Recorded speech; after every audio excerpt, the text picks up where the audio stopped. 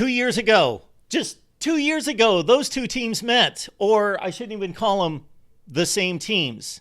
These two helmets, the two uniforms, the two schools, the two programs met in 2021. Who would have thought, if somebody would have told you in September of 2021, these two teams are going to play in the 2023 National Championship game? Whoa! Really? Welcome to the Voice of College Football, breaking down the game we all love each and every day with you, best discussion, debate, and analysis. All right, let's go to Michigan and Washington. Series history, they've played 14 times. Michigan leads 9-5. And let's start with that 2021 game. Michigan coming off a 2-4 COVID year. Folks not necessarily happy with Jim Harbaugh's recent performance. Can't beat Ohio State, can't win the Big Ten championship, can't win big games. Taking on a Washington team that, when you schedule that game, you think, okay, we're going to get a quality team, quality program. But in the aftermath of Chris Peterson's retirement and Jimmy Lake taking over the program, although he was heralded by Chris Peterson to be the next great thing at Washington as defensive coordinator, ascended to head coach, Washington won 3 of 4 games in the COVID year of 2020, but were in the midst, or just at the outset, of a 4-8 dismal showing, and that included a 31-10 loss at the Big House. Dylan Morris is still on the Washington roster as the backup quarterback, but that's the key. The backup quarterback, not the starter. He was the starter on this night in September of 21, and he had a decent game statistically, but the Michigan defense was dominant. This was before we knew Michigan was going to be this good, but we did see Aiden Hutchinson rack up 2.5 sacks against Washington. Yeah, and it was that Wolverines running game. Blake Corum racked up 171 yards. Hassan Haskins with a $155 in support of Cade McNamara's stellar 7 of 15 for 44 yards. But again, the Michigan defense holding Washington to 1.6 yards per carry. Michigan 31, Washington 10. Michigan and Washington were supposed to play a home-and-home series in 2020 and 21, but much like other series among national powers, one of the games was not played, a la Ohio State and Oregon, and again, others across the nation because of the pandemic in 2020. So we've got to go all the way back to over 20 years ago to take in a home series between the Huskies and the Wolverines. Let's go back to 2002. Number 13, Michigan squeaked by number 11, Washington, 31-29 in the 2002 season opener as Chris Perry rumbled for 120 yards and 3 touchdowns. But it was Philip Brab's 44-yard walk-off field goal that won the game for Michigan as the Wolverines concluded the season at 10-3 with an Outback Bowl win over Florida.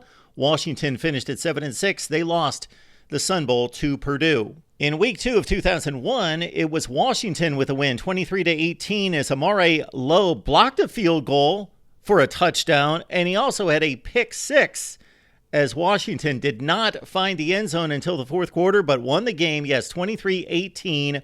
1 week later, the Huskies traveled to the Orange Bowl to take on Miami and lost 65-7 to the eventual national champions. Huskies finished at 8-4, number 19 in the country. Michigan also at 8-4 after a Citrus Bowl loss to Tennessee. But when you say Michigan-Washington, what these two schools are known for most in competing against each other are the 4 Rose Bowl games with Bo Schembechler and Don James at center stage for the first 2. Let's take you back to 1977.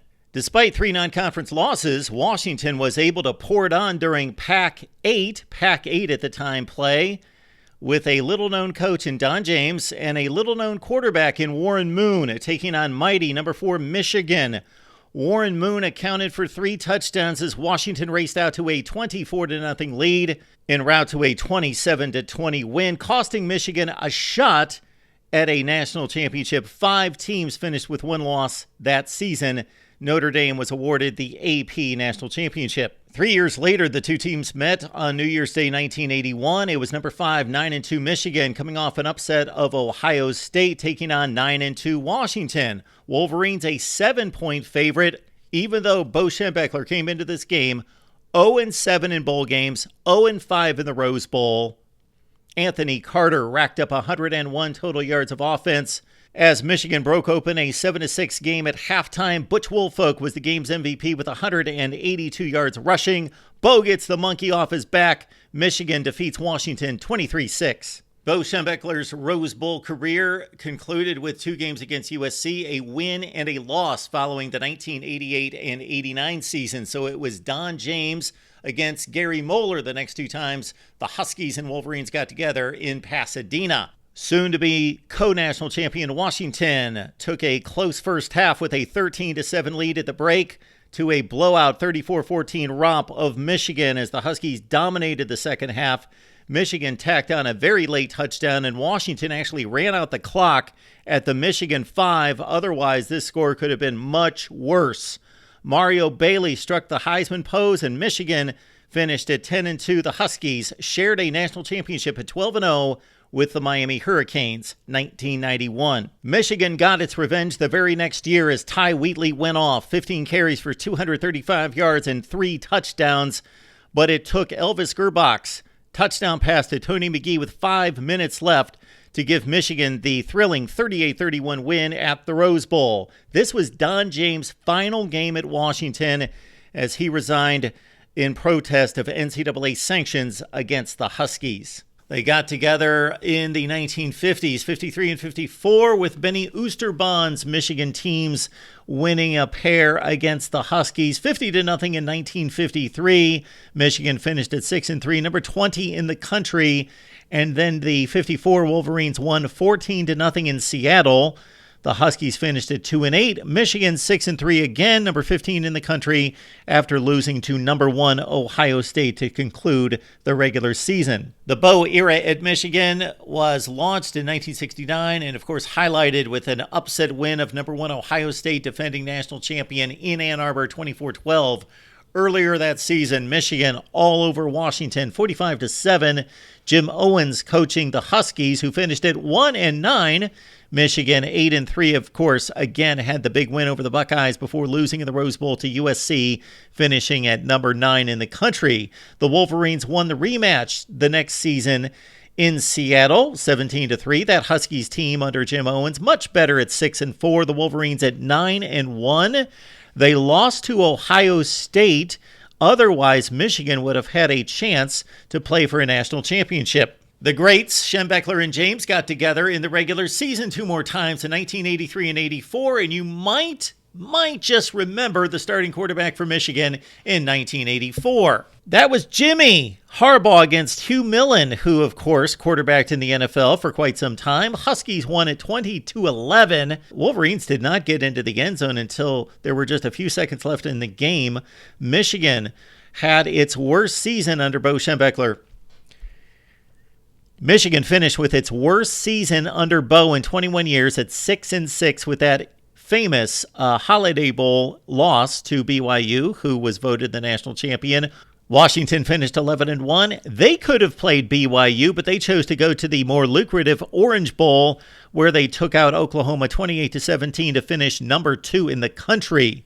The previous season, Washington trailed 24-10 in Seattle in the fourth quarter, with Steve Pellure at the controls. Future Dallas Cowboys quarterback. Michigan missed a field goal in the fourth quarter that would prove decisive as Washington came back with 2 touchdowns to win 25-24.